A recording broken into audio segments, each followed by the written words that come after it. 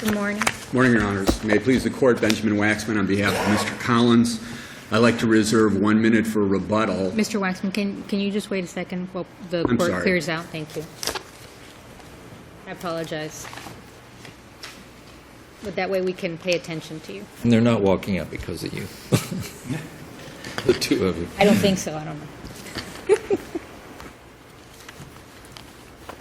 I've raised and addressed 6 issues in our brief. I don't see myself having an opportunity to touch on each one of them. I'm going to address the arguments in a slightly different order. I'd like to address the readback argument, which was the first one. Would you like to save some time for rebuttal? Or you're I'm going to use sorry, all I 10? mentioned that a minute ago. I'd like to reserve a minute if I can. A minute. Okay, perfect. Thank you. So I'd like to address the readback issue, then the denial of the motion to suppress, and then what's I believe is the third issue in the brief, which was called the Postel issue. With regard to the readback issue, I don't think anything could be clearer. Hazuri stated 2 rules that a court must follow when it's requested for a readback. One is it has to let the jury know, it can't mislead the jury into believing that no readbacks are possible. And number 2, it has to affirmatively advise the jury that readbacks are possible. Clearly, in this case, the court failed to advise this jury, who is asking for a readback of Mr. Collins's really vital testimony, it failed to advise the jury that it was entitled to a readback, that readbacks were possible. That error, in and of itself, requires reversal in this case. Additionally, it's our position that the court's rather curt response to the jury's request for a readback, which was, you must rely on your own recollection of the evidence and testimony, that's on the juror question, it's at page 2022 of the record, that effectively misled the jury and violated the... How did it mislead the jury? Because it's not a specific case where we had one, I can't remember now the name of it, where the trial court said we cannot read back testimony, specifically use... Like Johnson. I think maybe the court's Perhaps, thinking of Johnson. Yes, okay, thank you. We don't even have to touch on this issue. There's 2 rules. Violation of either one of the rules will require reversal. And in this case, clearly the court did not advise the jury that readbacks were possible. The next issue that you get to is harmless error. Again, I beg to differ with the court. I think that this was effectively a preemptive instruction. It effectively communicated to this jury that you have to rely on your recollection of the testimony and the evidence, and effectively conveyed that no readbacks would be possible, in which case this would be per se reversible error under Johnson. Even if the court disagrees with that, I think clearly that this is harmful error under DiGiulio and the harmless error rule. The jury was requesting the most crucial defense testimony, the testimony of the defendant himself, during which he said he was innocent of the crimes that he was charged with. He identified the person who he believed was the perpetrator here, this guy named E.Z., and that was what the jury was looking for. And given the importance of his testimony in the context of this trial, where this jury acquitted Mr. Collins of counts 4 and 5, the 2 arson counts, and additionally his testimony, that of Larry Collins, was corroborated by a raft of other evidence in this case, including the recounting of eyewitness identification statements that suggested the perpetrator was not someone who came in from the car, but was, as Larry Collins testified, a third person who jumped over a fence and shot into the vehicle from the outside. There's simply no way for this court to conclude that there's no possibility that this testimony that the jury was asking to be read back would have had no effect on the result in this case. The next issue I'd like to address is the motion to suppress, which I believe is issue number 4. And this was summarily denied by the court without any evidentiary hearing. And the rule is very clear, 3.190H4, and the case law is very clear what's required for a facially sufficient motion to suppress that triggers the absolute need for an evidentiary hearing. And once a defendant has identified the testimony or the evidence that is sought to be suppressed, has provided a reason for suppressing that evidence, and has provided a basic statement of facts to support that, that triggers an absolute requirement on the part of the trial court to conduct an evidentiary hearing. The state has alleged here that the motion was facially insufficient. There is no facial insufficiency with the motion. The motion is found at page 293 to 296 of the Record on Appeal. It clearly identifies the testimony, the identification statements and testimony of Zachary, the second victim here, that were sought to be suppressed. It clearly identified the reason. The reason was that Zachary was presented a one-picture show-up at the first instance of any questioning, shown a picture of Larry Collins, and that was the basis for his identification. There are clearly cases that have suppressed identification testimony because it had been found to be unnecessarily suggestive, as was this one. And again, the very basic facts that supported this were contained in the motion. Clearly, the trial court went to the merits of this, because the trial court said, well, I think that there was a prior opportunity on the part of Mr. Zachary to identify. But the defendant, Mr. Collins, had no opportunity to cross-examine that suggestion or to present his own testimony, and there was a proffer made that at any prior interaction, Mr. Collins, Larry Collins's appearance was different, which would have suggested that indeed it was this picture that may have been the cause of any trial testimony of Zachary identifying Larry Collins. So unquestionably, the court reached the merits, but yet denied Larry Collins an opportunity for an evidentiary hearing, which is clearly per se reversible error. And if the court looks at the cases that I've cited, each of them, Ross, Martin, and Gadsden, reversed the defendant's conviction and remanded for an evidentiary hearing on the motion to suppress, as well as a new trial. And that's what the remedy is clearly in this case. So that would be the fourth argument that's written in the brief. The next issue I'd like to touch on briefly is what we call the Postel issue. This is the third argument, and this has to do with the numerous repetitions by Detective Ford, the lead detective in this case, of the fact that there was a suspect that was identified, and then him identifying that person as Larry Collins. And the issue here is that that basically this was double hearsay at best. Again, what he was saying was that Larry Collins was the suspect. It wasn't something that he saw, something that he heard. It was something that was derived from an out-of-court statement, and in this case, at the very least, two individual facets of hearsay. So at the very best, he was reiterating what Ruggiero, who was the detective who...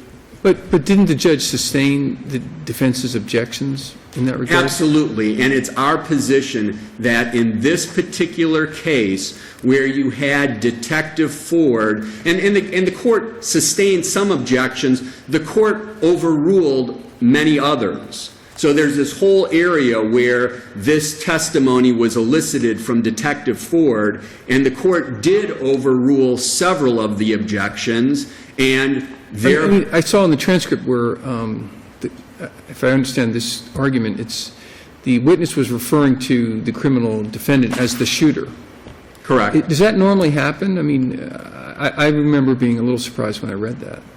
Well, I think this is, again, in other words, are you questioning the prejudice, the unfair prejudice of referring to him as a... I'm sorry? Instead of referring to the criminal defendant by name or something like that, the witness was referring to the criminal defendant as the shooter.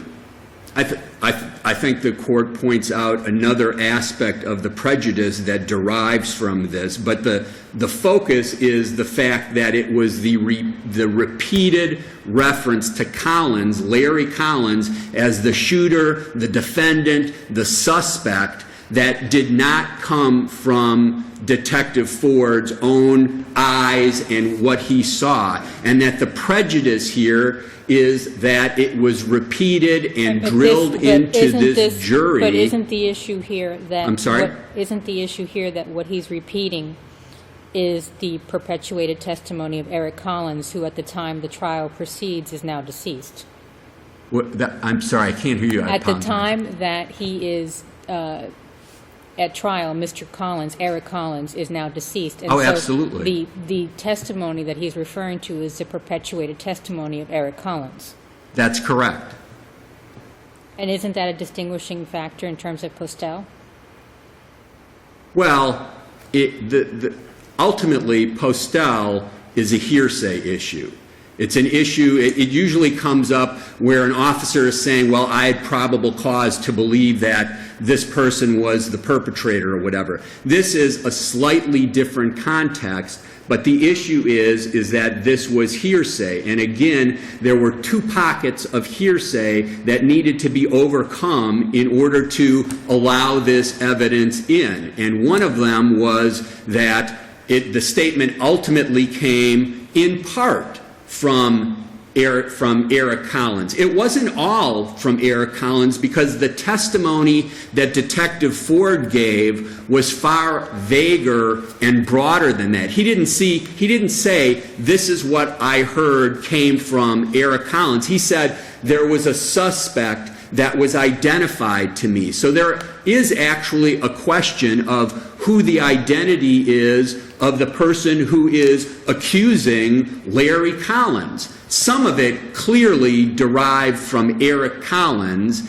and that's one area of hearsay that needs to be overcome to even introduce that. But it's also clear from the testimony that Detective Ford never interviewed or had any contact with Eric Collins. So there had to have been an intermediary which communicated Eric Collins's statements to Detective Ford. And so that's yet another pocket of hearsay that needs to be overcome in order to admit this. And whatever we may argue, and the state really focused on any hearsay exceptions that apply to Eric Collins, and I've addressed those. This was not a prior consistent statement for the purpose of rebutting a claim of recent fabrication, and nor was this an appropriate instance of identification hearsay, because what that contemplates and what we usually think of is in a subsequent time place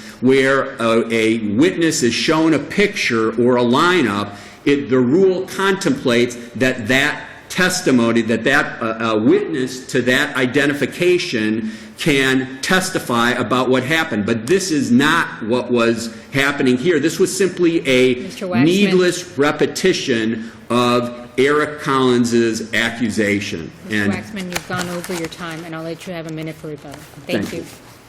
Mr. Thomas, good morning. Good morning, and may it please the Court, Timothy Thomas on behalf of the State of Florida. It's clear that the rules of Missouri do apply to this case, despite the fact that the trial judge didn't have the benefit of them at the time that he was making his rulings. However, I think that the trial judge here did a very good job of approximating what those rules are.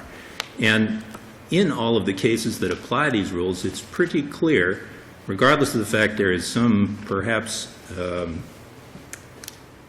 there's some language in Johnson that suggests that there is such a thing as per se error. It goes on almost immediately after that to say, well, not really. Per se error is just error that's been found to be not harmless.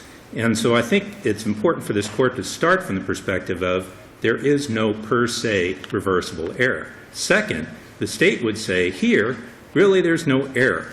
The error that is identified in Missouri is that the jury requested transcripts. The court interpreted that request as a request for transcripts and narrowly answered it in a way that suggested to the jury there was no alternative. Here, what the court did, the jury's request, the court interpreted as, and Judge Cope's dissent is well taken, that the jury is unfamiliar with the importance of their specific words, and the court said, look, they're requesting a readback. Now, the court interpreted that as a request for a readback, and it said, now I have to apply my discretion as to whether or not to grant that request. If we go ahead and apply the rules of Missouri mechanistically, then we have completely removed the court's opportunity to use its discretion. Here, the court was explicit in determining what it applied in identifying the important factors to the application of its discretion and laid them all out on the record. Because in this case, they had a specific request that they wanted, which Yes, is they different did. than in Missouri, where it was unclear. It seemed like it was unclear what they wanted. And I think that point is key. Here, none of the defects of the jury's request that were identified in the other cases cited were present here. All of the details necessary for the judge to apply the discretionary decision-making power of the court were apparent. The trial court still has under Missouri the right to deny the request without saying just say, please, you need to rely on your recollection, as opposed to saying, we don't have transcripts for you. That would be Misleading, yes. misleading. In this case, that's not what Judge Safey did. That would be my interpretation, and that's what I argued to the court, that there was nothing misleading about it. There was, in fact, rather an exercise of the discretion and a carefully worded response which didn't promote the further obfuscation of the issues by the court. Were we to mechanistically apply Missouri, and the court says, well, if in fact you were requesting transcripts, you're only allowed to request readbacks, but I'm denying your request. Or maybe not even that, waiting for the jury to come back and say, oh yeah, we were requesting a readback of this pen. Okay, now I'm denying your request. This is needless churning, and it takes the focus of the jury away from the task at hand. Now, obviously, we talk about the importance of what the testimony was that they wanted read back. And clearly, the defendant feels an importance in his own self-serving testimony. However, to read back the entirety, which is where they were going, because the state was complaining you can't just single out certain aspects because every aspect of its testimony was important. To read back the defendant's entire testimony is to place a weight on the scales of justice that this trial court, that this particular judge determined was not fair. So to decide otherwise would be to remove that discretion. Also, the prejudice is clearly not shown. Among other things, I go through an analysis, and I won't belabor it now, but it just occurs to me also, acquitting the defendant of arson shows that they credited the defendant's testimony about easy. There was also testimony from another witness, from an eyewitness on behalf of the defense, that there was another... He testified that he didn't see Larry Collins pour the gas on the car. And that's, I guess, why Honestly, the jury... I believe that testimony was conflicting. The jury is entitled to discredit that point where he actually did testify. Well, clearly there the was one some victim who testimony, testified right. at trial did say at trial, although it was arguably impeached, yeah, I was peeking at him out of my eyes, I saw him, and I heard him. Now, the jury was entitled to disbelieve that, and clearly they did. Or they said it's not beyond a reasonable doubt. Either way, it shows this was not the basis of their verdict, and that's what the state's obligation is, to show harmless error. Statements of identification are simply not hearsay, period.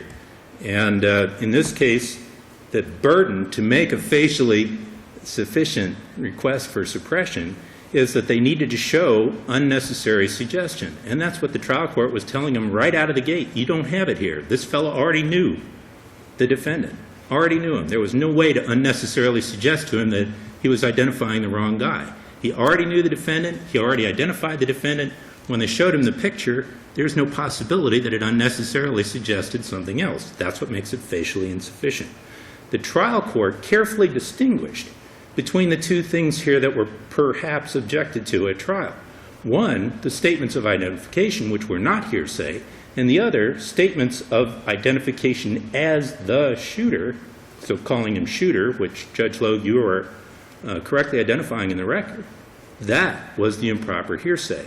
The trial court sustained that objection, and I'm reasonably sure even gave a curative instruction to the jury that, and I think the suggestion was was made by one of the prosecutors as well as the witness, and so it was objectionable on two levels, and the trial court on at least one of those levels instructed the jury, this is what you're not entitled to consider. But your opposing counsel was pointing to the fact that Officer Forbes kept referring to Collins as the suspect, as the criminal defendant, and I guess sometimes as the shooter, when Collins really had no personal knowledge about that. Well, referring to him as the suspect or the defendant is not improper, and that's my point. So I'm saying that the court identified the distinction and sustained the objection to the extent it was objectionable. The improper comment is shooter, not the defendant. Correct. Because clearly if you're sitting there, you're the defendant, a Correct. criminal defendant. So the objection was sustained, a curative instruction was given. You have to show that it vitiates the entire trial.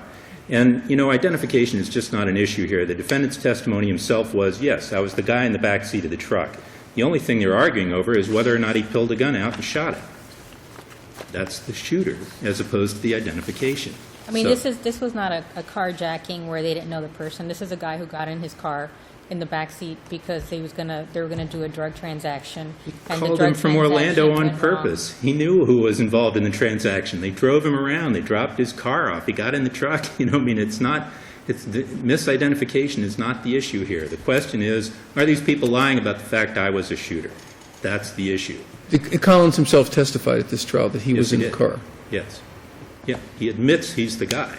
So identification, misidentification, unnecessarily suggestive identification, none of that is at issue here. Mr. Thomas, your time is almost up if you want to wrap up. Then I'll just say, I think I covered it all, as a matter of fact. Unless the court has any further suggestions, the state would ask for an affirmance. Thank you, Mr. Thomas. Mr. Waxman, you have 1 minute for rebuttal. There's just no question that there is a concept here with regard to the readback called per se reversible error. And it's reversible error that has to be recognized absent harmless error analysis. And that's what Johnson said. That's precisely what it said. Whenever the instruction to the jury is preemptive, somehow conveys to them that the court's not going to be available to assist with a lack of recollection or confusion about testimony, and there is no remedy. And that is precisely what's happened here.